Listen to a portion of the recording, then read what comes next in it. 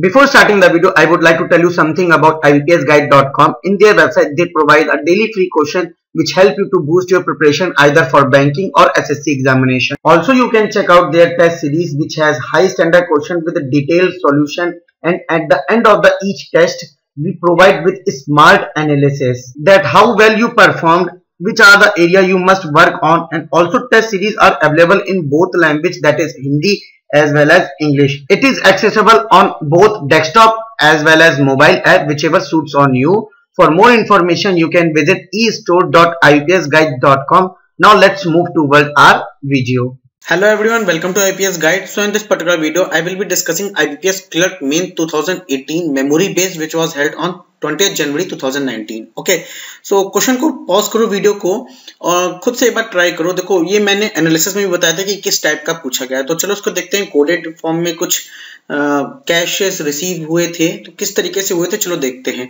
पहले तो हम अरेंज कर लेते हैं 10% को. 10% PMAQ KRVLS and D are standing in a queue facing north direction. They receive a cash 2000, 3000, 5000, 7000, 10000. 3% stands between V and M. V stands behind M and M stands either at the beginning or at the end. तो end तो हो ही नहीं सकता. इस line से ये पता चल रहा है कि end पे तो हो ही नहीं सकता. मान लो आपको 10% अरेंज करने मतलब लाइन में लगाने हैं तो आप 1 2 3 एक के पीछे करके लगाओगे. जो 10th पर्सन होगा वो ये रहेगा. तो अब ये कह रहा है कि M जो होगा वो या तो फर्स्ट पे होगा या तो फिर एंड पे होगा. यही कह रहा है. अब बात और फिर एक लाइन भी बोलेगी कि M के पीछे मतलब पीछे यहाँ कहीं पीछे V खड़ा है. तो जब 10% मेरे हो ही गए तो V कहाँ से आ जाएगा जो कि जगह ही नहीं है. तो हमको इससे तो यही पता चला ना. तो हमने क्या किया, ठीक है ये बात कंफर्म हो गई कि M जो है पहले नंबर पे आएगा. ठीक, अब इनके M और V के बीच में क्या है, कितने परसेंट है, 3% है. तो 1 2 3 और V आ जाएगा. अब ये तो हो गए आपके 1 2 3 4 5%. अब मुझे पता है कि M के आगे जब कोई नहीं है, अब बचे हुए भी पीछे ही आने. तो जब 5 ये हो गए तो 6 7 8 9 10 अरेंज हो जाएगा. अब एक एक करके अरेंज करेंगे. उसके बाद कहता है कि देखो K stands adjacent to V. इसका मतलब ये हुआ कि V अगर ये है तो K यहाँ पे भी हो सकता है, K यहाँ पे भी हो सकता है, ऊपर नीचे कहीं पे भी हो सकता है. पर K से रिलेटेड दो पॉसिबिलिटी आ रही, ज्यादा आ ही नहीं रही है. तो हम एक एक करके फिक्स करेंगे. लेकिन क्या आगे K से रिलेटेड और बातें बोली गई हैं ये कि 3% stands between K and S. अब K एंड S के बीच में 3% है. पर ये बात तभी हम कह सकते हैं, तभी हम इस सिचुएशन पे आएंगे जब हम K की लोकेशन फिक्स कर पाएंगे, तभी हम S को रख पाएंगे K और S के बीच में. आगे देखते हैं क्या और बातें बोली गई. कैसे बोला गया कि as many person stand before K stands after D. अब ये कह रहा है K से पहले मान लो 2 लोग हैं तो D के बाद कितने होंगे, D के बाद भी 2 लोग होंगे. इस लाइन का मतलब ये हुआ. ठीक है, तो अब सोचो पहले K को यहाँ रखेंगे, K को यहाँ रखेंगे, कहाँ रखेंगे, जहां मन करे. मान लो मैंने K को यहाँ रखा तो K से पहले 1%, 2 3 4 5% हो गया. तो D के बाद भी 5%, 1 2 3 4 5. यहाँ D होता इस पोजीशन पे तो बात बन जाती, पर नहीं हो रहा है. तो K गलत रखा है. K कंफर्म फिक्स्ड हो गया, K यहाँ आएगा. अब जैसे ही K को फिक्स रखेंगे तो दो चीज अपने आप फिक्स हो जाएंगी. एक तो D अपने आप फिक्स हो जाएगा और S भी अपने आप फिक्स हो जाएगा. जिसका मन करे जो भी वेरिएबल उठाने का वो उठा लो. मान लो मैंने S को उठाया कि K और S के में 3 पे, तो ऊपर तो जगह नहीं है, 1% 2 3 यहाँ आ जाएगा S. ठीक, V K से पहले कितने 1 2 3 लोग हैं तो D के बाद भी 3 लोग, 1 2 3 D इधर. ठीक है, अब S को करने के बाद जब फिक्स हो गया तो अब देखो क्या बोला है. 5% stands between Q and L stands behind Q. Q के पीछे ही कहीं है कौन, L. पर इनके बीच में कितना परसेंट है, 5% है. तो अब बताओ, मैं ऊपर से स्टार्ट करूंगा. मैं Q को पहले यहां रखूंगा तो 1 2 3 4 5 हो गए. यहां होना चाहिए L को, जो कि पॉसिबल नहीं है. अब मैं यहाँ कहीं Q को रखूं, उसके नीचे 5 डालूं तो जो कि पॉसिबल नहीं है. एक ही पोजीशन बचती है Q के लिए, ये रही Q के लिए पोजीशन. तो L के लिए कहाँ रहेगी, ये रहेगी. और ये भी बात बोली गई थी कि अगर मुझे आगे पढ़ा जाए तो ये बात बोली गई कि R stands behind P. Behind P में R रखा है और R does not stand at the extreme and, R extreme and पे नहीं है, तो P और R होता तो हो नहीं सकता। P यहाँ रखते R यहाँ होता नहीं, तो क्या करूंगा मैं कि P को मैं यहाँ रखूंगा, R को मैं यहाँ रखूंगा, बचा हुआ जो A पर्सन है वो यहाँ आ जाएगा। ये आपका वेरिएबल फिक्स हो चुका है। तो इसको मैं रब कर देता हूँ क्योंकि मुझे स्पेस चाहिए, आगे के कोडेड फॉर्म में जो दिया हुआ है इनका ये इंफॉर्मेशन उसको मैं समझूंगा। स्टार मतलब हुआ कि T को मिले ज्यादा पैसे as compare to W, T को मिले लेस पैसे as compare to W, it means M% मतलब ये हुआ, परसेंटेज का मतलब हुआ T को सेम मिले जितने W को मिले। इसी बेसिस के फॉर्मेट में हमको ये क्वेश्चन कनेक्ट कर देनी है। अभी कैसे कनेक्ट होगी देखो, Q से L और L से फिर A से M, M से K, K V, V से A से S, S से P, P D R, बस खत्म। और K और P के बारे में क्या बोला है, बस K और P के बारे में क्या बोला, स्टार मतलब कि K get more value more cash than as compare to P, okay. और लास्ट में नोट में दिया हुआ है कि नोट में कि not more than 3% receive the same amount of cash, मतलब कोई 3 लोग होंगे A B C, मान लो इन तीनों को 3000 मिल गया मान लो, तो अब किसी और को भी 3000 नहीं मिलेगा कैश, ठीक है, ये बात समझ लो। अब हम काम करते हैं, पहले इसको कोडेड फॉर्म में ना, इसको थोड़ा सा इक्वालिटीज के फॉर्म में ले आते हैं। तो लाने पे मुझे मिला कि Q इक्वल्स टू L, फिर L get more value than A get more value than M, एंड M equals to K equals to V, और क्या बोला गया है, V किसे M% means V will get less amount than A will equals to S, क्योंकि A और S के बीच में परसेंटेज है और परसेंटेज का मतलब ये वाला सिंबल आना है, ठीक है। और उसके बाद S के बाद क्या है, S के बाद S star P star D, मतलब S will get more value than D will get more cash than R, not R, let me check it out. S star P means S will receive more value than P, so where is P, so S will receive more value than P and P will receive more value than D, and D and R, D equals to R। ये था complete statement, ठीक। अभी क्या करता हूँ, जाओ अब colour के चेंज करके मुझे अमाउंट लिख देना है, ठीक है। तो मैं अब अमाउंट के लिए लिखता हूँ। देखो अमाउंट के लिए देखा गया कि अच्छा जो हम A को देंगे वो यहाँ पे भी देंगे, तो A को एक एक बारी करके हम अमाउंट देते हैं। पहले मान लो 10,000 दिया, अगर मैंने इसको 10,000 दे भी दिया तो ये लाइन कह रही है कि A के पास जो अमाउंट है उससे कम उससे ज्यादा इन दोनों के पास है, और जब A के पास खुद के पास 10,000 है तो क्या 10,000 से ज्यादा कोई और कैश हमारे पास दिया हुआ नहीं दिया हुआ है, क्योंकि मेरे पास जो कैश है वो तो 2,000 के फॉर्म में है, 3,000 के फॉर्म में है, 5,000 के फॉर्म में है और 7,000 के फॉर्म में है और 10,000 है। बस मेरे पास तो यही दिया हुआ है, क्यों यही दिया हुआ है ना, 2,000 3,000 5,000 7,000 और 10,000। तो अगर 10,000 देंगे तो इसके पास एक ऐसा अमाउंट तो है ही नहीं, 10,000 से ऊपर वाला अमाउंट है ही नहीं, मतलब K के पास 10,000 जाएगा ही नहीं, ठीक है, क्लियर है कि नहीं, ये नहीं जाएगा। अच्छा तो जब ये नहीं जाएगा तो क्रॉस कर दिया। अब हम 7,000 वाला भी चेक करेंगे, पर बाद में होल्ड पे रखो, 5,000 भी चेक कर ले। अगर मान लो मैंने A को 5,000 दे भी दिया तो क्या कंडीशन बनती है, आओ देखते हैं।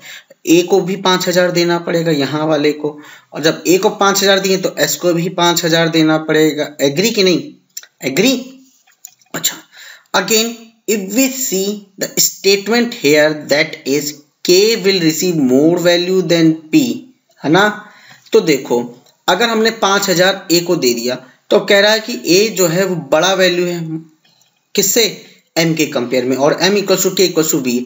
तो अब एक खुद लॉजिक लगाओ यहाँ दिमाग में कि अगर मैंने को ये बोल रहा है A receive more than M cash, तो 5,000 से कम ही वैल्यू M के पास जाएगी और वहीं सब में डिस्ट्रीब्यूट होगी क्योंकि इक्वल अमाउंट है।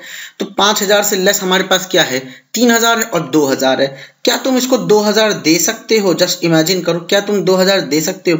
अगर तुमने 2,000 दिया तो K की वैल्यू क्या हो जाएगी बताओ, K की वैल्यू हो जाएगी क्या 2,000, तो जब के की वैल्यू हमारे पास 2000 हो जाएगी तो क्या ये स्टेटमेंट लागू है कि K receive more cash than P?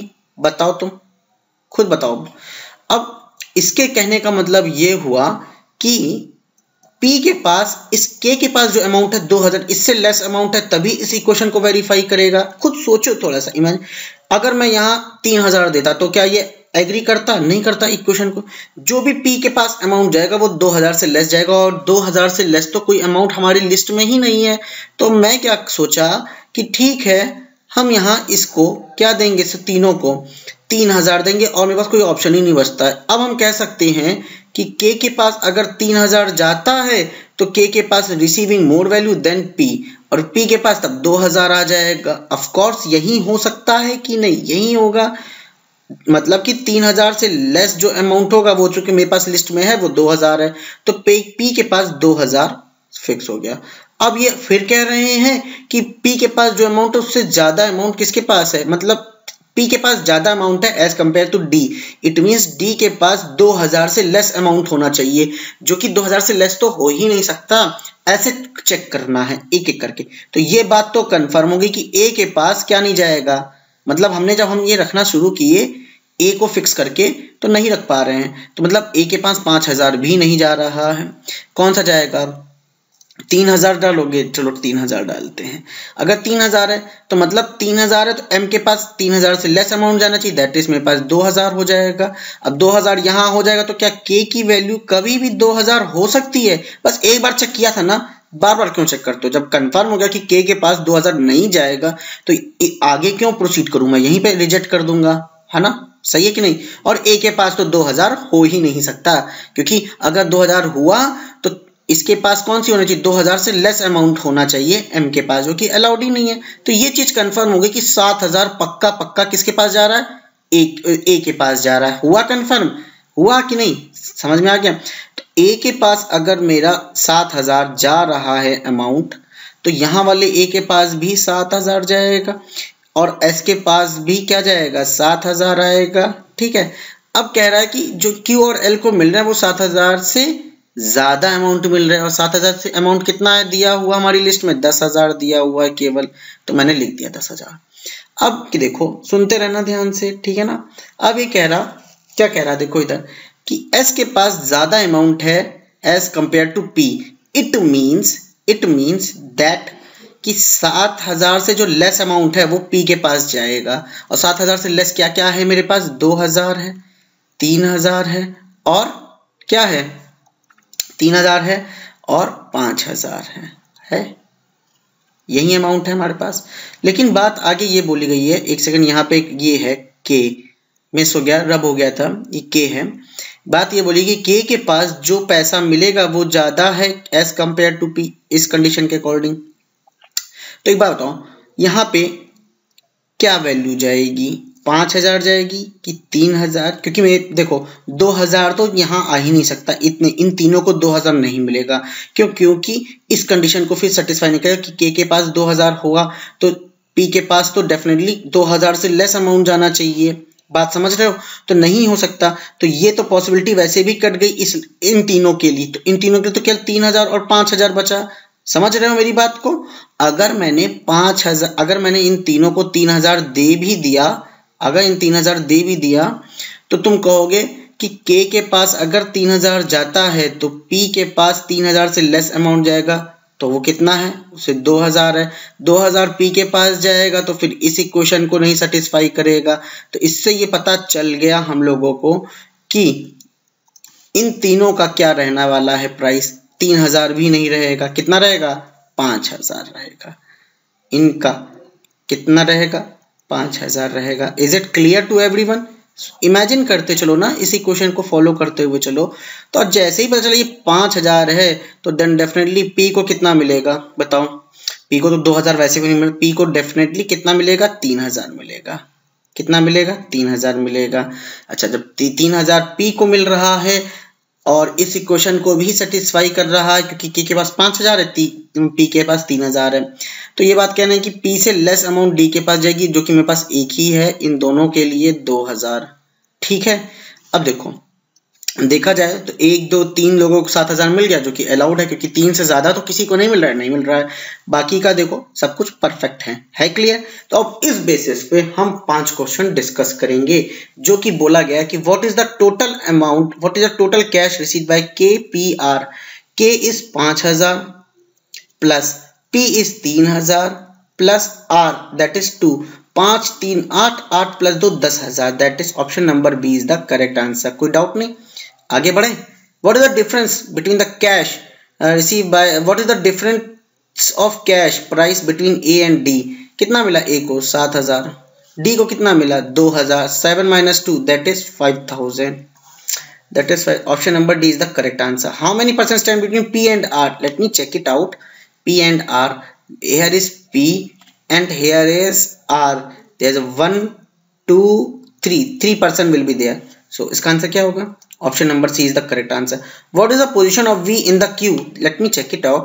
V is 1 2 3 4 fifth from the starting, and 1 2 3 4 5th, sixth from the bottom. Okay, let me check it out. Fifth from the beginning in the queue, ये दिख गया ना, यही दिख गया ना, fifth from the beginning of the queue, जो कि अभी हमने काउंट किया। तो option number D is the correct answer. What is the total cash received by the person who stand third from the beginning. Let me check it out. Third from the beginning and sixth from the end of the queue. Okay third 1 2 3 that is Q, talking about Q, and sixth from the end 1 2 3 4 5 6 V। इन दोनों के बीच में क्या बात बोली गई, क्या निकालना है? देखो टोटल कैश निकालना है, मतलब इन दोनों का टोटल कैश मुझे ऐड कर देना, Q प्लस V। तो Q को मिले 10,000 और V को मिले कितने 5,000, तो टोटल हुआ मेरा 15,000। ठीक है, आओ अब देख लेते हैं कि 15,000 ऑप्शन में है, 15,000 ये रहा ऑप्शन में, 15,000 that is option number B. तो अब हम लोग नेक्स्ट सेट ऑफ क्वेश्चन पे बढ़ते हैं, देखिए वो नेक्स्ट सेट ऑफ क्वेश्चन क्या है। चलो देखो, अब क्वेश्चन नंबर 6 to 9 डिस्कस करेंगे। ठीक है ना, अभी हमने 1 to 5 किया, फिर 6 to 9 डिस्कस कर। कहता है कि solve the following information carefully and answer the question given below. अब देखो क्या बोला है, इस तरीके का भी क्वेश्चन आया हुआ है, ये नया लग रहा था सब बच्चों को, तो है पर इजी, थोड़ा सा खेला है आपके साथ इसने एग्जामिनर ने 1-2 क्वेश्चन में। चलिए देखते हैं। S परसेंटेज Q का मतलब हुआ और डिस्टेंस दी हुई है, means S is 26 meter north of Q। इनके बीच में जब ये वैल्यू देखो कितना का इंक्रीमेंट हुआ, +5 का। अब चेक करते हैं कि क्या ऐसा तो नहीं कि जहां जहां परसेंटेज हो वहां +5 करना है और कहीं दूसरा सिंबल हो तो कुछ और ऐड करना है। चलो देखते हैं। 19 + 5 किया तो 24 आएगा। तो इसका मतलब ये हुआ कि जो डेटा आपको यहां मिला उसमें +5 करके उतनी ही डायरेक्शन में, उतनी ही दूरी पे आपको दूसरा वेरिएबल रख देना है। सबका सिंबल्स कुछ ना कुछ मतलब कह रहे हैं। ठीक है, हमने देख लिया। अच्छा, 45 + 5 करेंगे 50, 11 + 5 करेंगे 16। ठीक है, डन। अब ये क्वेश्चन आपको दे दी कोडेड फॉर्म में, इसके बेसिस पे डायरेक्शन बन। अब डायग्राम जो बनाओगे आप लोग, सुनना वो बहुत ध्यानपूर्वक बनाना। इमेजिन कर लो कि ये नॉर्थ होता है, ये साउथ होता है, और ये वेस्ट होता है, और ये ईस्ट होता है। सबको पता होगा ये, मैं फिर भी मैं बना दे रहा हूं ऐसा। ठीक है ना। अब देखो क्या कहता है, L@P मीन्स ये, इट मीन्स कि L is 16 meter west of P। No, ये नहीं करना। जो वैल्यू दी हुई है यहां पे उसमें +5 कर देना है बस। It means L is 15 meter west of P। It means कि मैं क्या करूंगा कि P को बनाऊंगा सबसे पहले। P, अब ये P जो है ये है 15 मीटर, कितनी दूरी पे 15 मीटर पे, किससे L से, मतलब जो L है is west of P in 15 meter direction. ठीक है ना। P (K) और 8 मीटर, 8 में +5 कर दो 13, तो P और K की बीच की जो डिस्टेंस है वो 13 मीटर की है। पर किस तरीके से है देखते हैं कि P is a south of K, so P is a south of K, it means K is somewhere here and the distance between this is 13. Clear? Is it clear? अभी तक कुछ नया तो बताया नहीं। ठीक, अब देखो यहां तक कर लिया।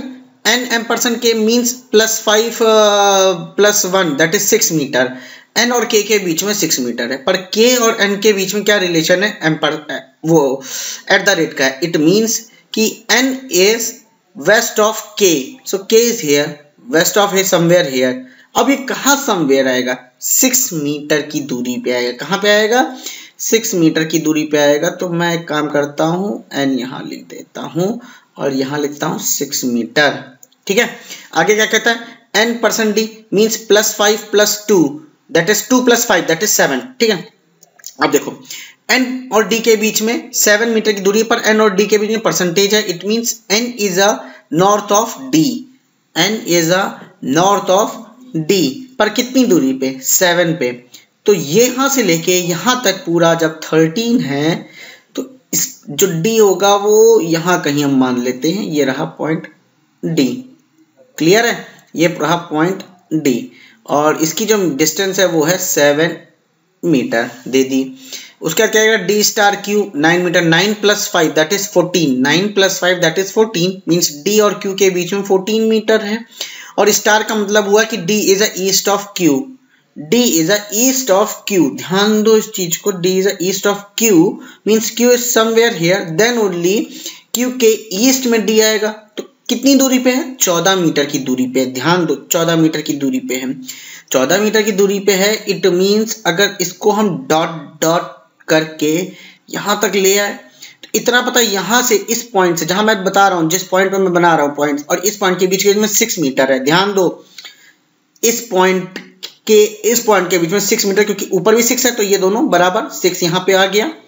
और यहां से लेके यहां तक टोटल कितना दिया हुआ है, 15, 15 - 6 दैट इज 15 - 6, 15 - 5 करेंगे तो 10 आ जाएगा, 10 - 1 कर देंगे तो 9 हो जाएगा, 9 हो जाएगा। ठीक है ना, ओके। तो ये वाली जो डिस्टेंस है इस पॉइंट से लेके यहां तक ये 9 है। मैं सर्कल में डाल देता हूं कि कंफ्यूज मत होना। ठीक है, कि ये 9 क्या है, यहां से यहां तक की दूरी है 9 दी हुई है। ठीक है, क्लियर है। अब मुझसे कह रहा है कि Q और N के बारे में, सॉरी किसके बारे में, D और Q के बीच में 14 है। तो 14 में से जरा 9 हटा दो, कितना होगा, 5 होगा, 9 × 5 = 14 होता है। तो इतना तो चलो 9 हो गया, ये 9 चल गए। अब और चलना है, कितना चलना है, 5 और चलना है। यहाँ से 5 और चल लो, ये रहा 5 मीटर, ये रहा 9 मीटर। जब हम कंबाइन कर देंगे तो ये हो जाएगा हमारा Q। क्यों, क्योंकि Q और D के बीच में टोटल 14 है, तो 9 + 5 जो है, 9 + 5 कितना होता है, 14 मीटर होता है। Is it clear to everyone, clear है ना। ये कहते हैं F और Q के बीच में 7 + 5 12 मीटर, मतलब F और Q के बीच में 12 मीटर की डिस्टेंस है। लेकिन m% मतलब क्या हुआ, F is a south of Q, Q is here and F is south, it means नीचे कहीं होगा। कहाँ होगा, कितनी दूरी पे होगा, 12 मीटर की। अब एक बात बताओ कि ये डिस्टेंस कितनी दी हुई है, ये डिस्टेंस कितनी दी हुई है, ये पता लगाना भी हमारे लिए बहुत जरूरी है कि ये वाली डिस्टेंस कितनी दी हुई है ना। कैसे पता लगाएंगे, अब हम यहाँ से एक ऐसे करके डायग्राम खींचेंगे। अब बताओ ये 7 है तो ये भी 7 होगा, एग्री। तो यहाँ तक देखा जाए, यहाँ तक 7 है और पूरा मेरे पास 13 है, तो ये वाली डिस्टेंस निकालनी है अगर, तो क्या करोगे बताओ 6 आएगी, 13 में से 7 जाएगा, 6 मीटर आएगी। तो ये भी कितना होगा, 6 मीटर होगा, इसलिए सर्कल में डालते रहो इसको। तो यहाँ से यहाँ तक मैंने मान लो आए तो 6 मीटर आए, पर जो F है वो साउथ डायरेक्शन में है Q से, कितना, 12 पे, तो 6 तो आ गए, 6 और चल दो, तो यहाँ कहीं क्या आएगा, F आएगा, एग्री। तो ये 6 और ये 6 मिला के कितना होता है, 12 मीटर, जो कि हमसे बोला गया है यहाँ पे। फिर लास्ट में बोला F और G 4 मीटर, 5 × 4 = 9, क्योंकि 5 ऐड भी तो करेंगे तो 9 मीटर की दूरी है F और G के बीच में। तो देखा जाए कि F और G, F कहाँ है, ये तो F is a west of G, F is a west of G। कितनी दूरी पे, 5 × 4 = 9 मीटर की, ऑफकोर्स 9 मीटर की दूरी पे है। तो यहाँ से एक काम बताओ आप मुझे, एक बात बताओ मुझे कि 9 मीटर की दूरी पे है G, in the west, in which direction? In the west of see at the rate मतलब हुआ f is a west of g, तो g is somewhere here ना, पर कितनी दूरी पे?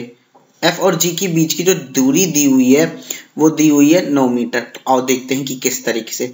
ये बात तो पक्का होगी कि ये चीज जो है यहाँ तक नीचे ले आओ, तो यहाँ तक अगर लाएंगे तो ये तो हो जाएगा मेरा 5, एग्री, ये हो जाएगा मेरा 5। तो मुझे 4 और बढ़ना होगा, ऑफ कोर्स मुझे 4 आगे बढ़ना होगा ना। तो अगर मुझे 4 आगे बढ़ना है और यहाँ से यहाँ तक के ही बीच में ही 4 होगा, क्यों? क्योंकि 9 मीटर तो यही है। तो मैंने सोचा यहाँ कहीं जी लाई कर रहा है और ये 9 है, तो ये कितना है? सॉरी, ये 5 है, ये टोटल, क्योंकि ऊपर भी 5 नीचे भी 5, ठीक, ये 5 है, तो ये कितना होगा? 4 होगा। इन दोनों को मिला के 9 मीटर, और एग्जैक्टली 9 मीटर की बात बोली गई है, ठीक है ना, 5 और 4। अब ये कंप्लीट डायग्राम बन गया, समझ में भी आ गया किस तरीके से अप्रोच की हुई है। अब एक बात बताओ कि ये बात समझ में आई ना कि ये 6 है, हाँ, तो इसको ऐसे करो, ऐसे डॉट डॉट डॉट डॉट कर दो ऐसे। अब कहता है कि L and W + 1, then W is in which direction with respect to G। Simple सी बात है, क्या बोला है? W किस डायरेक्शन में है with respect to G? G is here and where is W? Oh my God, W, let me draw this ना फर्स्ट। तो 1 + 5 दैट इज 6 मीटर की दूरी है, किसके बीच में? L और W के बीच में 6 मीटर है, और बोला है m%, मतलब L is a south of W, L is a south of W and 6 meter की दूरी। तो समवेयर दिस वन, समझ लो मेरी बात को, 6 मीटर की दूरी, तो यहाँ से यहाँ तक की 6 दिया हुआ है। तो L इज इन द क्या बोला है? m% ना, तो south of Q, it means W is in the let me see यार, why I'm getting confused, L% का मतलब क्या? L is a south of W, तो L ये रहा, तो W के साउथ में, तो W जब ऊपर जाएगा तभी उसके साउथ में L आएगा, क्लियर है? तो अब इसका आंसर क्या होगा बताओ? इसका आंसर क्या होगा?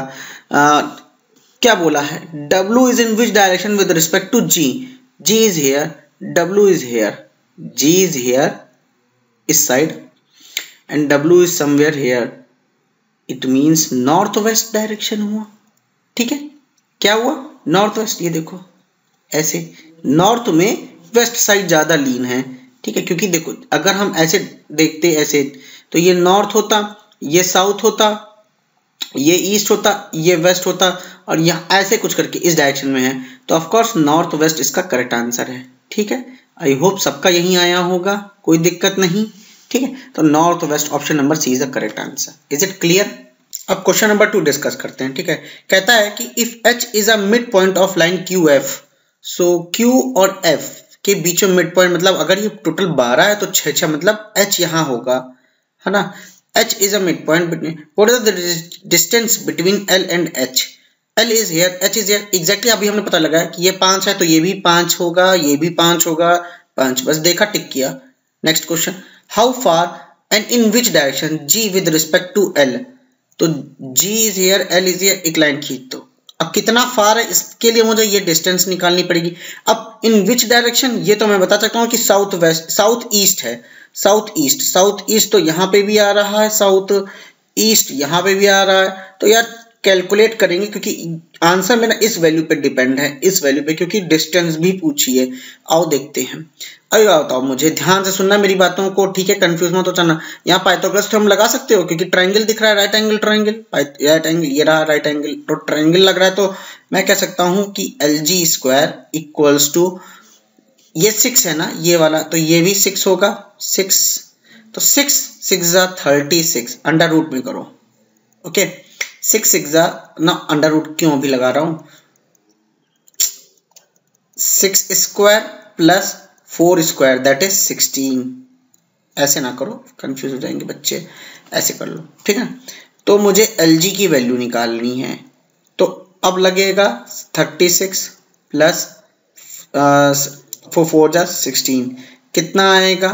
कितना आएगा 6 6 12 2 1 पर 3 1 4 1 5 52 LG इक्वल्स टू 52। इसको जब ब्रेक करेंगे तो क्या आएगा, इसको जब ब्रेक करो तो आएगा, मतलब यहाँ से कुछ बाहर निकाल लो, दैट इज इसको हम ऐसे कर सकते हैं 4 इंटू 13 ऐसे।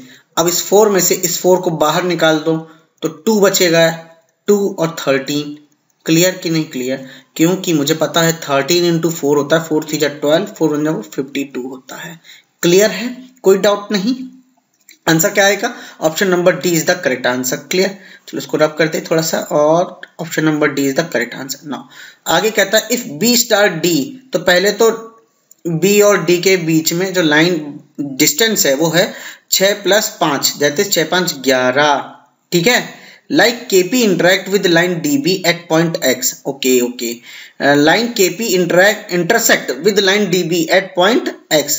KP intersect with line DB, let me check, KP and DB, तो B is the point here, क्योंकि यही डीबी वाली लाइन इंटरसेक्ट कर रही है, काट रही है, तो ये रहा बी। ठीक है, आगे क्या बोलता है देखते हैं।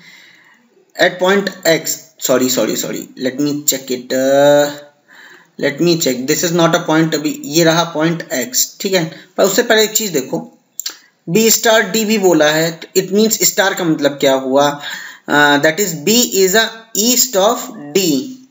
ईस्ट ऑफ डी मतलब डी अगर ये है तो ईस्ट इस तरफ, पर कितनी दूरी पे, बताओ, देखने दो। 6 5 11, 11 की दूरी पे, तो 6 ये है, 5 और बाकी चला, मान लो ये डिस्टेंस हुई 5 मीटर। ठीक, ये बात बोली है। आगे क्या बोला है, then point X is in which direction with respect to F. अरे बस x की बात पूछी तो बाकी का कुछ करना ही नहीं था, बस x की डायरेक्शन पूछी, किसके रिस्पेक्ट में, f के रिस्पेक्ट में, तो ये रहा x इस साइड, ये रहा f इस side. Of course north east direction दिख रही है, साफ साफ दिख रहा है ऐसे, ये देखो, ये रहा, तो नॉर्थ ईस्ट ऑप्शन में है क्या? Option number B is the correct answer, north east. ठीक है, कोई डाउट नहीं। अब बढ़ते हैं इनपुट आउटपुट के क्वेश्चन की ओर। नाउ डिस्कस करते हैं 10 to 13 क्वेश्चन, मतलब 3 क्वेश्चन होंगे इनपुट आउटपुट के। ठीक है ना, study the following information carefully and answer the question given. A machinery arrangement given in an input line having the number particular set of rules in step by step.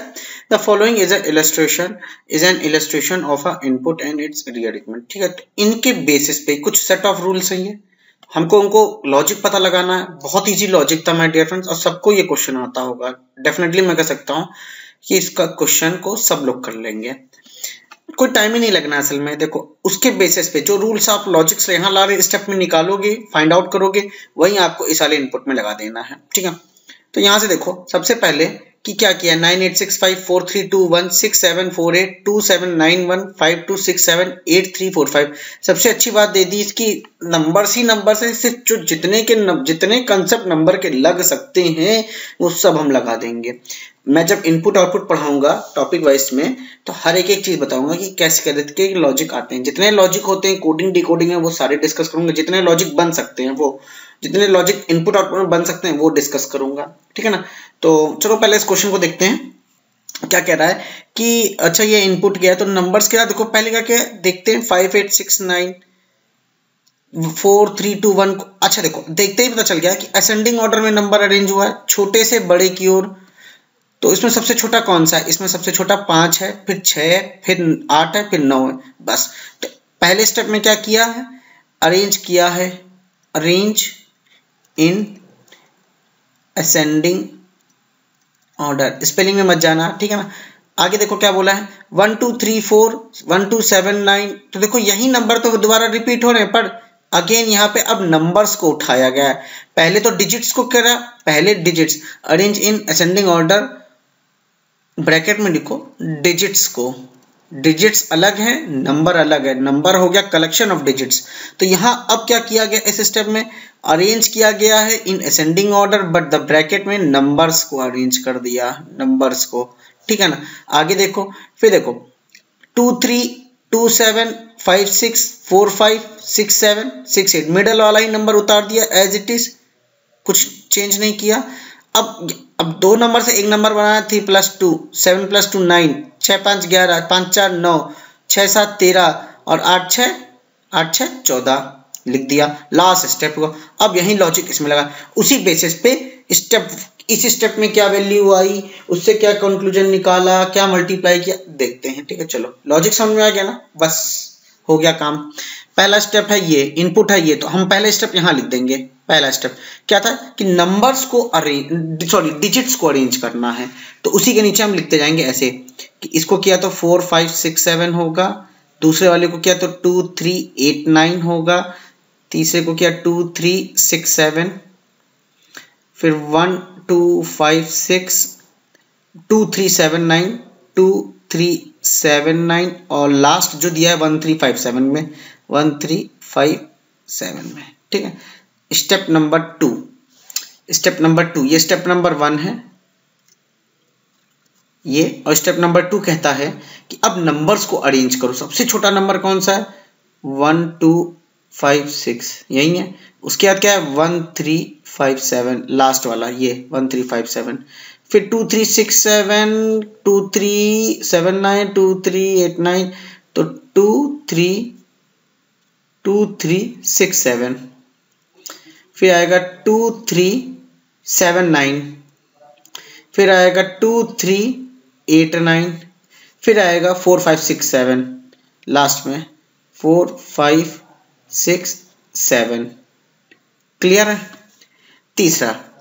तीसरे step में मैंने देखा था कि इन दोनों को लास्ट की mid, मतलब हटा के मिडल वाले टर्म को 25 35 मिडल वाला 36 मिडल 37 मिडल 38 मिडल 56।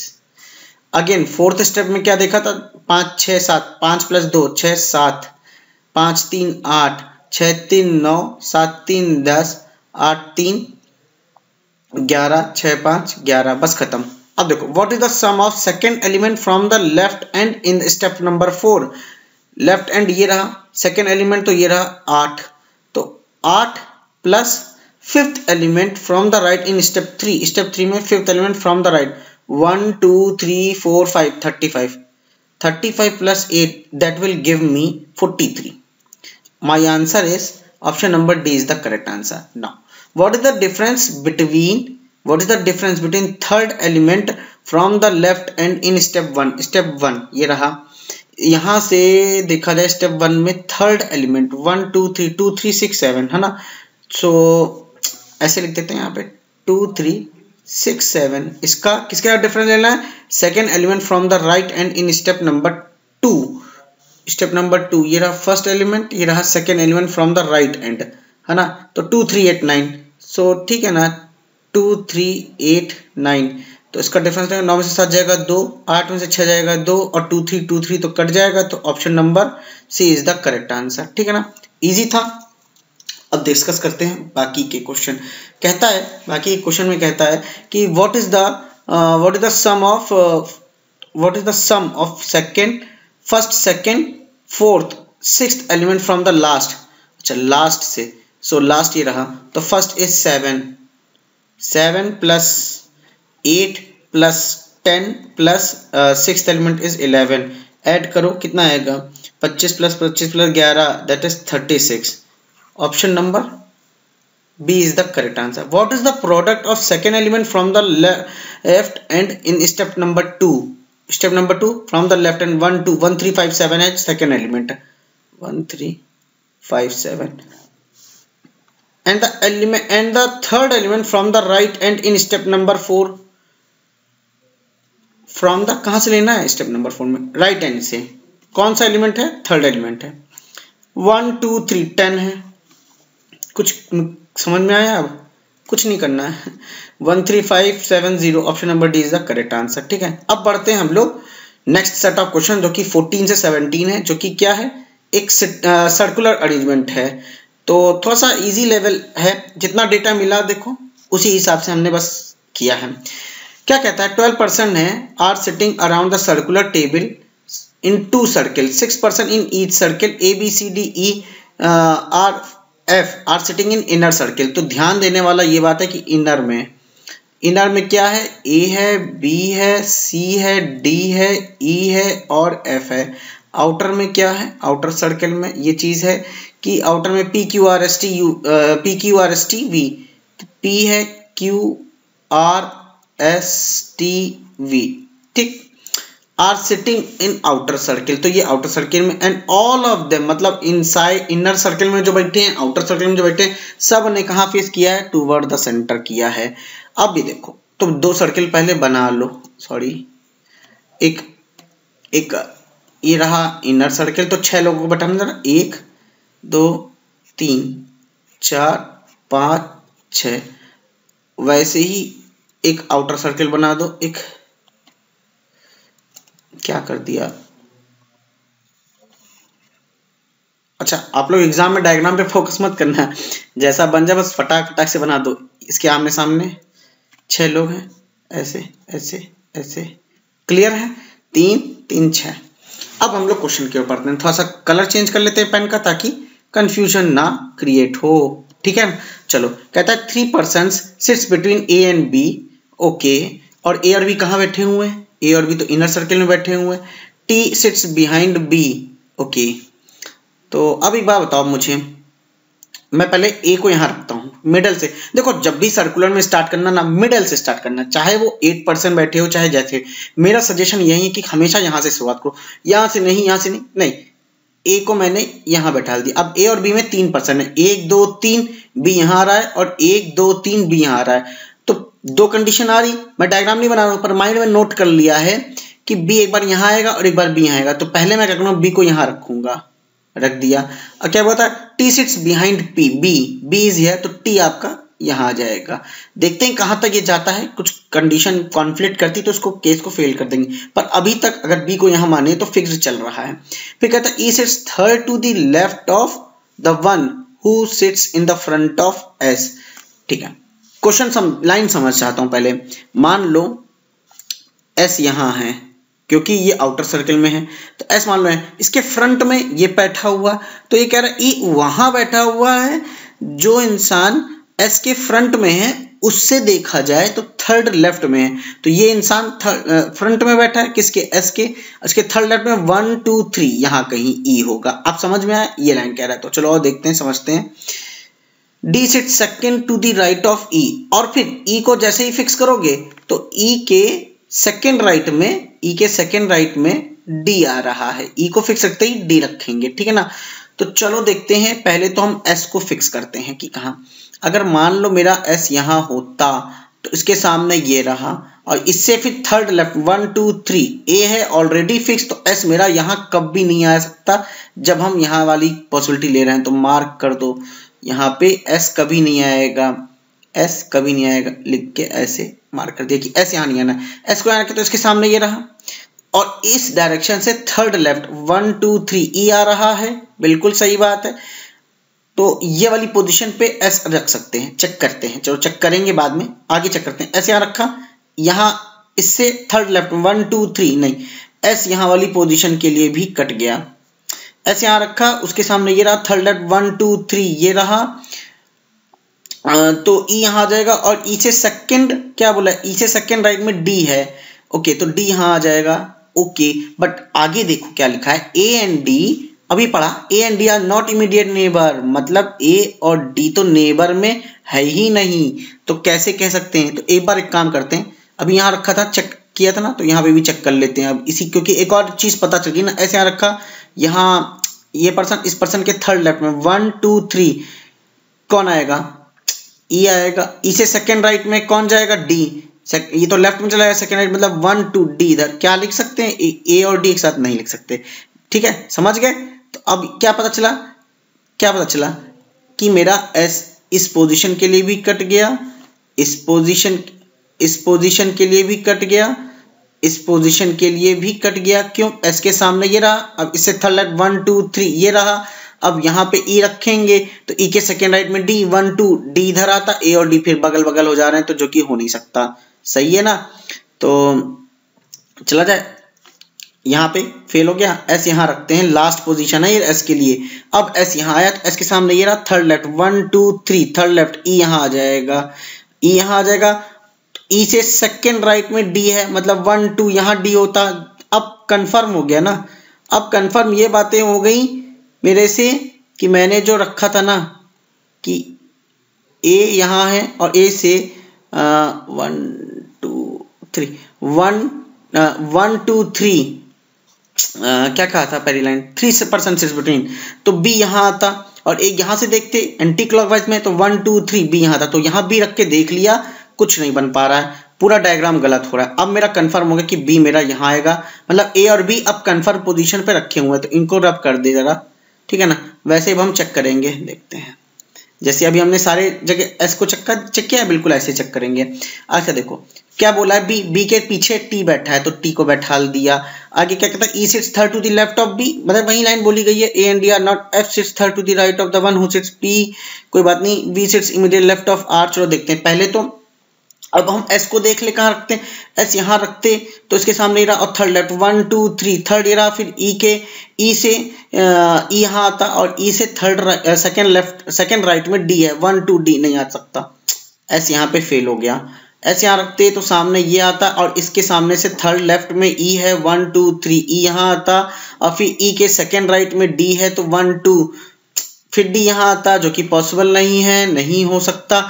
एस यहाँ रखते तो एस के सामने ये रहा और इसके थर्ड लेफ्ट 1 2 3 ई यहाँ आता जो कि एस के लिए नहीं, ये भी जगह नहीं है, एस के लिए यहाँ रखते, एस ये रखा सामने ये रखा, इसके सामने से थर्ड लेफ्ट 1 2 3 ई यहाँ आया, ई के सेकंड, हाँ ई के सेकंड राइट में डी यहाँ आ रहा है, तो इस पोजीशन पर यहाँ रखा मान लो एस, एस के सामने ये रहा, इसके थर्ड लेफ्ट में 1 2 3 ए है ऑलरेडी तो ई तो आएगा नहीं। अब एक ही जगह मिली ना, एस के लिए कंफर्म है ये, एस यहाँ आएगा, बाकी जगह हटा दो ये सब चीजें। एस के सामने ये रहा थर्ड लेफ्ट 1 2 3 ई यहाँ आ जाता, ई से सेकंड राइट तो एंटी क्लॉकवाइज जाएगा 1 2 डी इधर आ जाएगा। अब ध्यान से देखते रहना, अब क्या करोगे, अब है कि ठीक है डी यहाँ आ गया, अब आगे पढ़ो क्या कह रहा है, A and D, F sits third, F कहाँ पे है इनर सर्कल में, third to the right of the one who sits in front of P.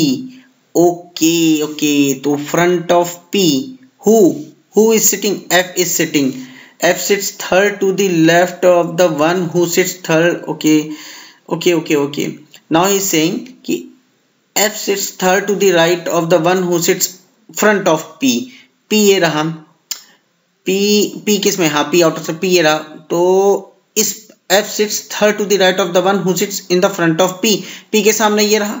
अब इससे कहाँ F कहाँ बैठा है, थर्ड टू दी राइट 1 2 3 नहीं हो सकता। यहाँ से देखो यहाँ तो हम नहीं लिख सकते, किसको, F को नहीं लिख सकते, सॉरी किसको नहीं लिख सकते, P को नहीं लिख सकते क्योंकि T ऑलरेडी है यहाँ पे, ठीक है ना।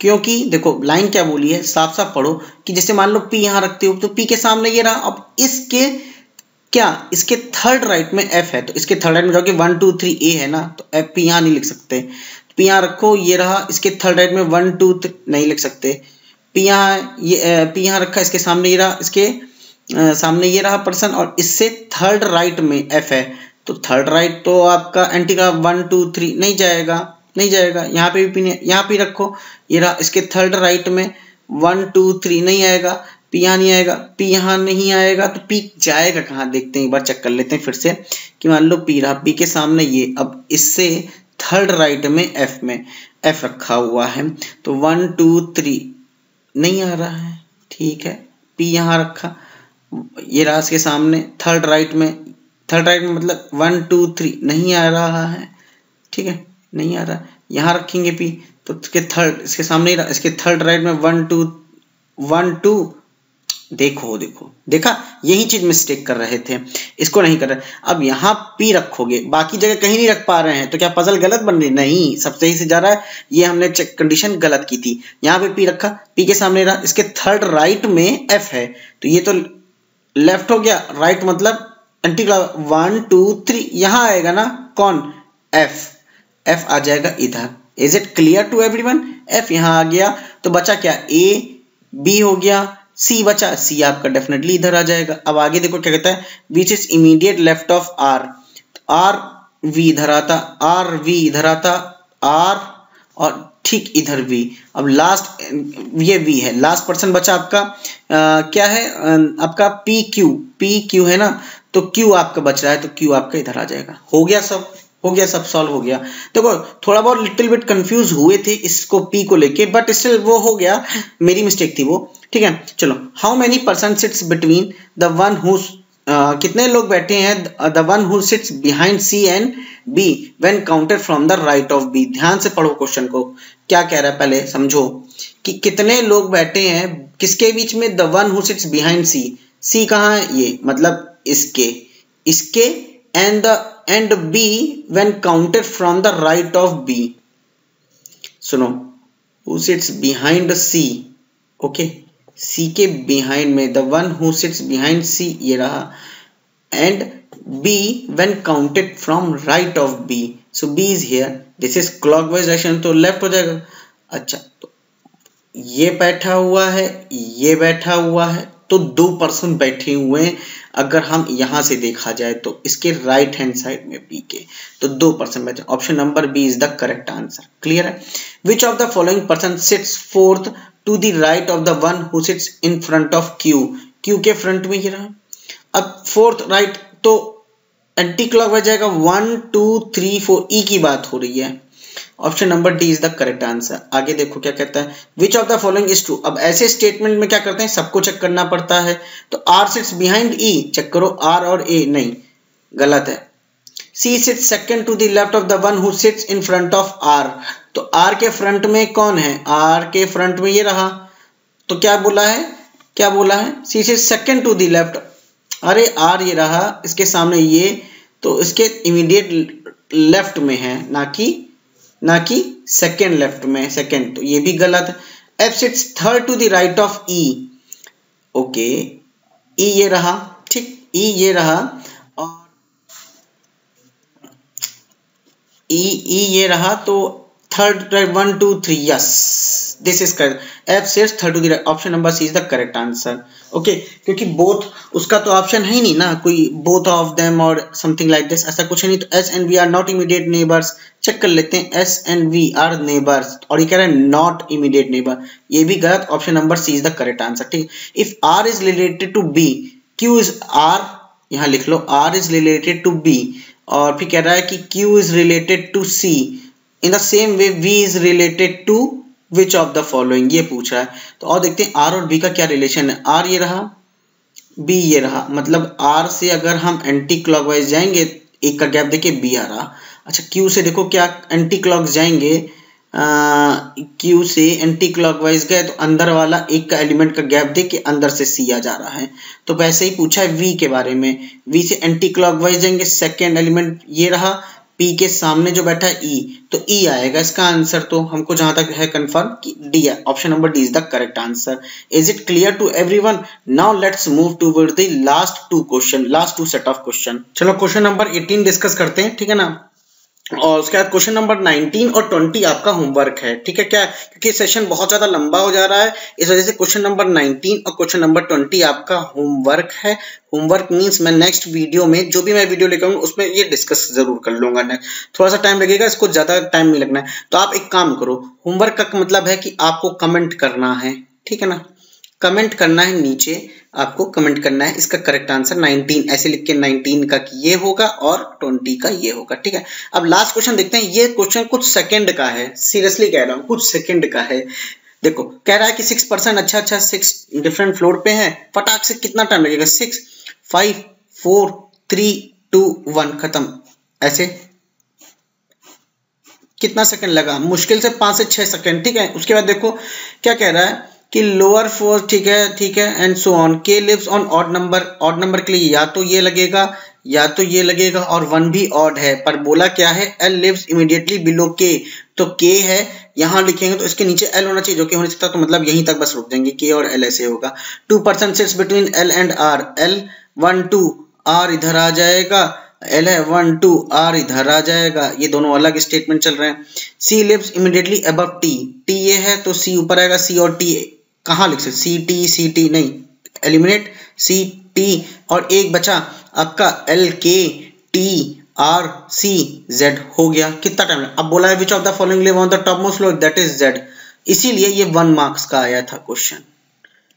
लेकिन इसी को जब हम क्लर्क के प्री की बात करेंगे, है ना, किसी भी एग्जाम SBI हो चाहे IBPS हो, यहीं ऐसे ही देगा 1 वेरिएबल, कुछ नहीं, लेकिन कितनी पॉसिबिलिटी के साथ, एटलीस्ट 2 से 3 पॉसिबिलिटीज बस, और उसमें आपको 5 क्वेश्चन मिल जाते हैं, ठीक है ना। चलो वो तो हम डिस्कस करेंगे। अब आपको ये बता दो कि आप लोग को वो पजल एंड सेटिंग अरेंजमेंट वाला जो मैंने वीडियो अपलोड किया वो पसंद आया है कि नहीं आया। अगर पसंद आया तो जरूर लाइक करो इस वीडियो को, ठीक है, तो मैं समझ जाऊंगा क्या कितना पसंद आया है। दूसरी चीज, आप लोगों को डिस्क्रिप्शन बॉक्स में इस PDF इसका PDF मिल जाएगा, ठीक है।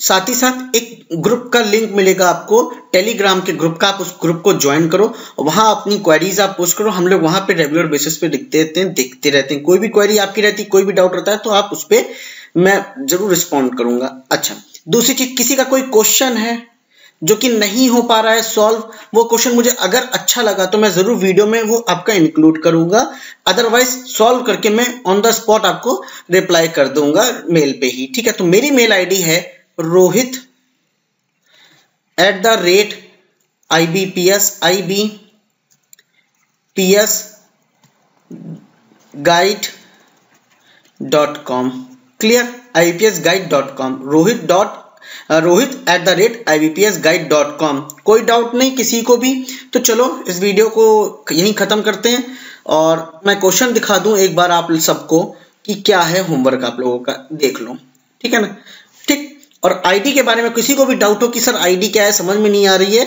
तो आप कमेंट करके बोल देना, मैं जरूर रिप्लाई कर दूंगा। क्या है मेरी आईडी, रोहित, साफ साफ लिख रहा हूं अब, rohit@ibpsguide.com, क्लियर है, ये ऑफिशियल आईडी है मेरी, आप इस पे मेल करो, मैं जरूर रिस्पॉन्स करूंगा इसका, ठीक है। कोई भी रिलेटेड क्वेरी हो, आइदर बुक को परचेज करना, आइदर मॉक टेस्ट के बारे में जानकारी, any query you can mail me on this ID, okay. Thanks for watching and have a nice day.